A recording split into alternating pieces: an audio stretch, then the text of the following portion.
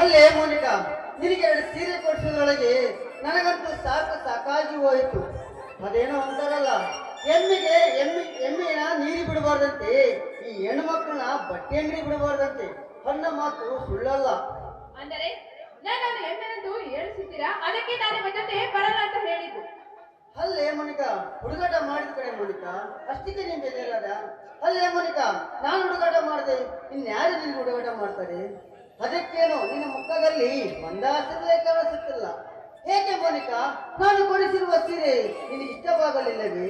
ನೀನು ಎಷ್ಟೇ ಆದರೂ ರಾಜ ವೈಭೋಗದಲ್ಲಿ ಮೆರೆದವಳಲ್ಲವೇ? ಬೆಲೆ ಬಾಳುವ ರೇಷ್ಮೆ ಸೀರೆ ಉಟ್ಟು ವಜ್ರ ವೈಡೂರ್ಯ ಧರಿಸಿ ರಾಣಿ ಮಹಾರಾಣಿಯಂತೆ ಮೆರೆದವಳಲ್ಲವೇ? ನೋಡಿ, ರೇಷ್ಮೆ ಸೀರೆ ಉಂಟು ಮೈ ತುಂಬಾ ಬಂಗಾರ ಮಾಡ್ಕೊಂಡ್ರೆ ಮನಸ್ಸಿಗೆ ನೆಮ್ಮದಿ ಸಿಗಲ್ಲ. ನೆಮ್ಮದಿ ಸಿಕ್ಕುವುದು ತನ್ನ ಪತಿ ಅದೆಂತೆ ಕಷ್ಟದಲ್ಲಿದ್ದರು ಕಷ್ಟ ಸುಖದಲ್ಲಿ ಭಾಗಿಯಾಗಿ ಅವನ ಜೊತೆ ಕಾಲ ಕಳೆದರೆ ಮಾತ್ರ ಆ ಹೆಂಡತಿಗೆ ಸುಖ ಸಿಗುವುದು.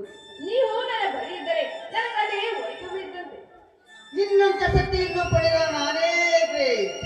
ತಾಯಿಯಂತೆ ಗೌರವಿಸಿವೆ, ಪ್ರೇಮಿಯಂತೆ ಪ್ರೀತಿಸಿವೆ, ಮಗಳಂತೆ ಕಾಪಾಡಿ ಮಗುವಿನಂತೆ ಮುದ್ದಾಡಿಸಿವೆ. ಇದಕ್ಕಿಂತ ಹೆಚ್ಚಾಗಿ ನನ್ನ ಹೃದಯದಲ್ಲಿಟ್ಟು ನಿನ್ನ ಪೂಜಿಸಿವೆ ಮೋನಿಕಾ, ಪೂಜಿಸಿವೆ. ನಿಜವಾಗಿಯೂ ನನ್ನ ಜನ್ಮ ಸಾರ್ಥಕವಾಯಿತು. ಕಷ್ಟಪಟ್ಟು ನಾನು ನಿಮ್ಮನ್ನು ಪ್ರೀತಿ ಮಾಡಿ ನಿಮ್ಮ ಜೊತೆ ನಾನು ಮದುವೆ ಆಗಿದ್ದಕ್ಕೂ ಆ ದೇವರಿಗೆ ನನ್ನ ಕೋಟಿ ಕೋಟಿ ವಂದನೆಗಳು.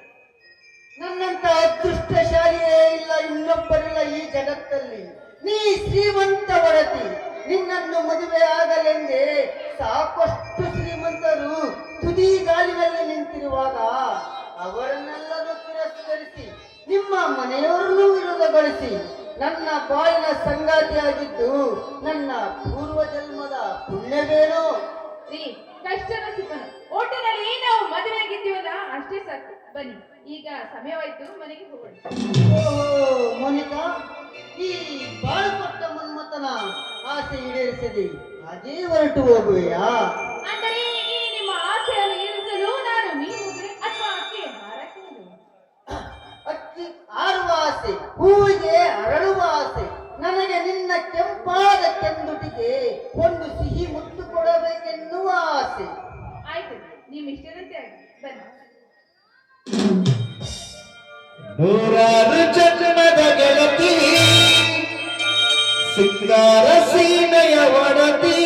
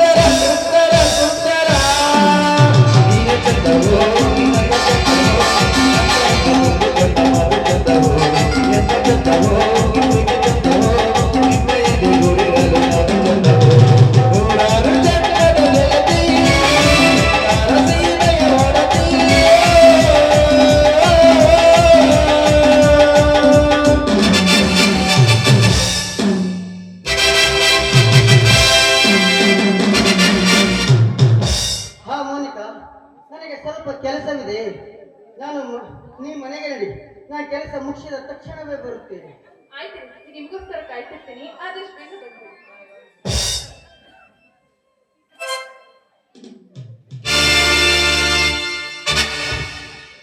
ಎಂದು ನಾನು ದಾವಣಗೆರೆ ಕಾಲೇಜಿಗೆ ಕಾಲಿಟ್ಟೆ, ಅಂದೇ ನಿನ್ನ ಮೇಲೆ ಕಣ್ಣಿಟ್ಟೆ.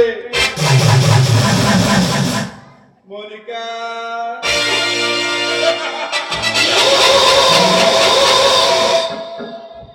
ನಾನು ಕಣ್ಣಿಟ್ಟಿರುವ ಕನ್ಯಾಮಣಿಗಳು ತಪ್ಪಿಸಿಕೊಂಡಿಲ್ಲ.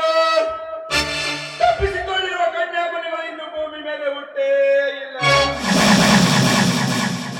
ಒಂದು ವೇಳೆ ಹುಟ್ಟಿ ಬಂದಿದ್ದೆ ಅದರ ಬೆನ್ನತ್ತಿ ಬಿಟ್ಟವನಲ್ಲ ಈ ಶಾಮನೂರಿನ ಕಾಮರಾಜ.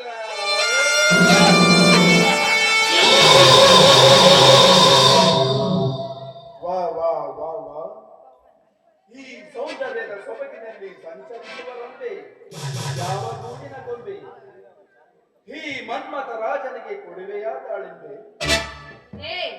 ಹೂ ತೋಟಕ್ಕೆ ಬಂದು ಹೂವನ್ನು ಸವಿಯಲು ಬಂದಿದ್ದರೆ ಮಾರಿಕರು ಬಂದು ನಿನ್ನನ್ನು ಹೂ ತೋಡಿಸಿದರೆ ಮೊದಲು ದಾರಿ ಬಿಡೋ ರಾಸ್ಕಲ್.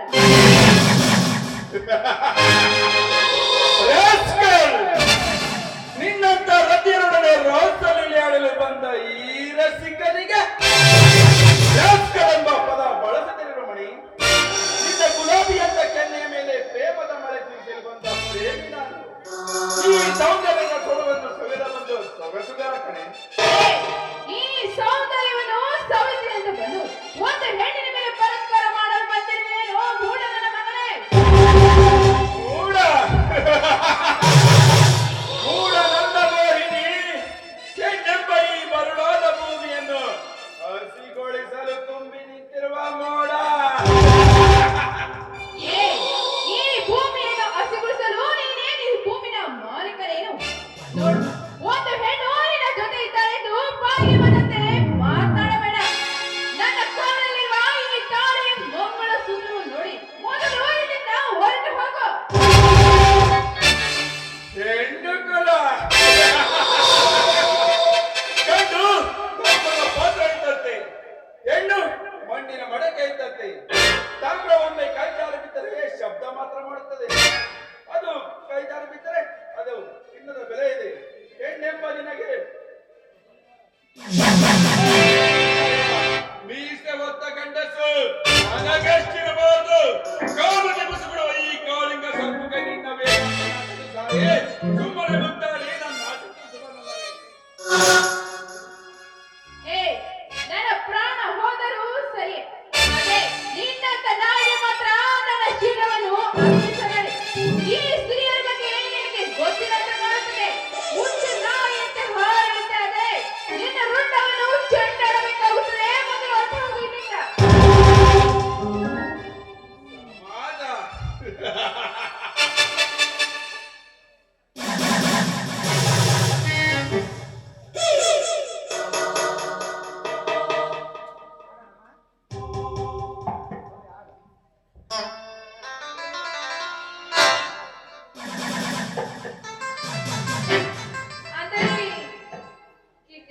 ನನ್ನನ್ನು ಬಯಸಿದೆ ಅಂದ ಮೇಲೆ ಈ ಕೀರ್ತಿರಾಜನಿಗೆ ಅವಮಾನ. ನಿನ್ನ ಕೋಗಿಲೆ ಕಂಠದಿಂದ ಹೊರಹೊಮ್ಮನಿ ಒಂದು ಇಂಪಾದ ಗಾಯನ.